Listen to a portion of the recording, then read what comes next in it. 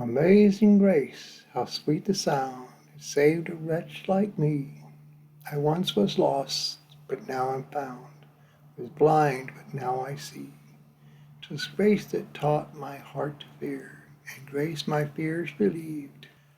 How precious did that grace appear, the hour I first believed.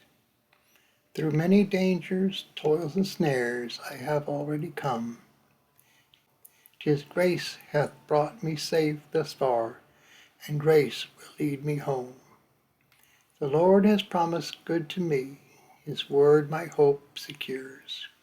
He will my shield and portion be, as long as life endures. Yea, when this flesh and heart shall fail, and mortal life cease, I shall possess within the veil a life of joy and peace. When we've been there 10,000 years, bright shining as the sun, we've no less days to sing God's praise than when we first begun.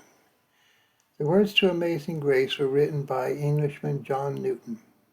He was once the captain of a slave ship. He converted to Christianity after an encounter with God in a violent storm at sea.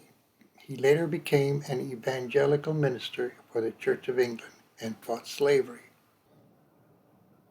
Hello, it's Grandpa Mike again.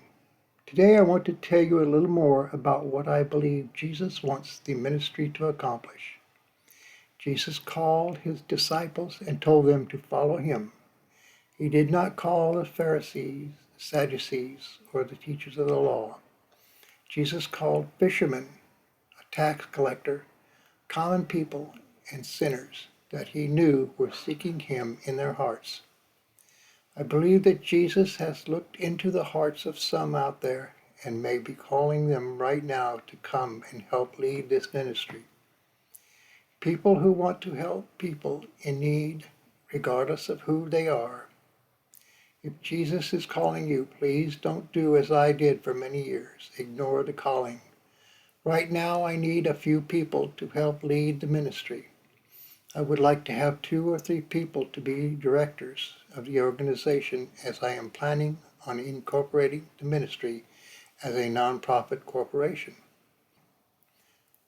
I do not believe Jesus is looking only for people with degrees or church leaders, but those with tender hearts who will follow him and love their neighbors. You might ask, but who is our neighbor?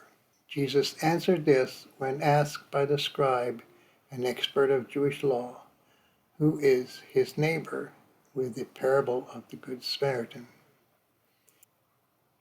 2 Jews from a priestly line of Israelites passed by another Israelite left for dead on the roadside without aiding their fellow Israelite. Along came a Samaritan, considered by Jews with disdain because of religious and cultural differences.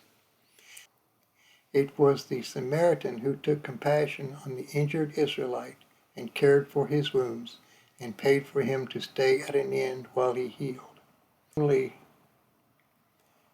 Our neighbors include not only those who are like us and easy to love,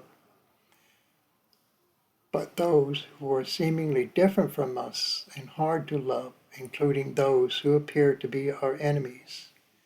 Again, speak not ill of anyone. Thank you, Grandpa Mike.